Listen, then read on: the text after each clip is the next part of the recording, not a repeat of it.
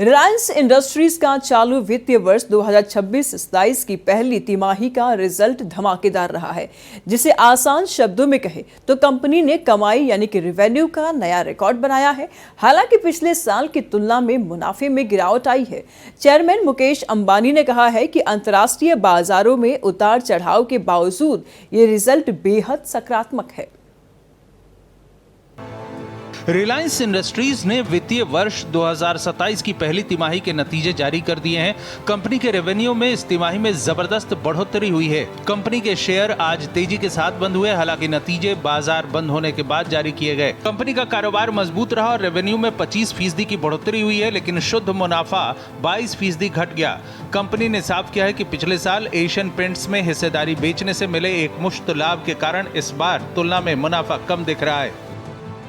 Reliance industries के जून तिमाही यानी इस साल के पहले क्वार्टर के रिजल्ट को आसान भाषा में समझें तो कंपनी का कुल कारोबार 3,12,000 करोड़ रुपए के रिकॉर्ड स्तर पर पहुंच गया है। पिछले साल इसी तिमाही में ये 2,48,000 करोड़ रुपए थी, यानी कंपनी का कारोबार करीब 25% बढ़ा है। हालांकि पिछले साल की तुलना में शुद्ध मुनाफा 22% घटकर 20,946 करोड़ रुपए रह गया है। रिलायंस इंडस्ट्रीज लिमिटेड के वर्तमान चेयरमैन और मैनेजिंग डायरेक्टर मुकेश अंबानी के मुताबिक मुनाफे में ये गिरावट पिछले साल की एक बिक्री से हुई अस्थायी कमाई के कारण दिख रही है।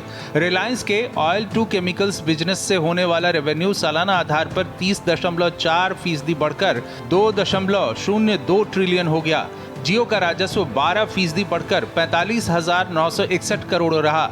डिजिटल सर्विस से होने वाली कमाई एक साल पहले के मुकाबले 20% बढ़ी, जो कोर कनेक्टिविटी बिजनेस की ग्रोथ से ज्यादा थी। ऐसा cloud computing, content, internet of things और मैनेज्ड सर्विस की बढ़ती मांग की वजह से हुआ।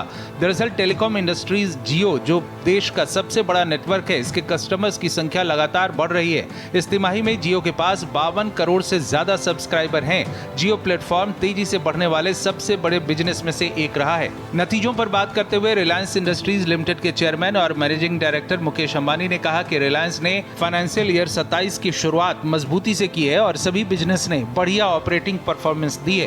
कंपनी के अलग अलग तरह के बिजनेस पोर्टफोलियो ने एक बार फिर मुश्किल हालात में भी मजबूती दिखाई है। ये तिमाही जियोपॉलिटिकल तनाव और कमोडिटी मार्केट में उतार चढ़ाव वाली रही। तेल के अंतर्राष्ट्रीय बाजारों में उतार चढ़ाव के बावजूद इस सेगमेंट ने अच्छी रिकवरी दिखाई है और इसके मुनाफे में उछाल आया है। कुल मिलाकर आम ग्राहक और निवेशक के लिए इसका सीधा संदेश ये है कि टेलीकॉम और रिटेल जैसे आम आदमी से जुड़े कारोबार तेजी से आगे बढ़ रहे हैं और कंपनी का डे टू डे बिजनेस पहले से ज्यादा मजबूत है। Bureau report, Bharat express.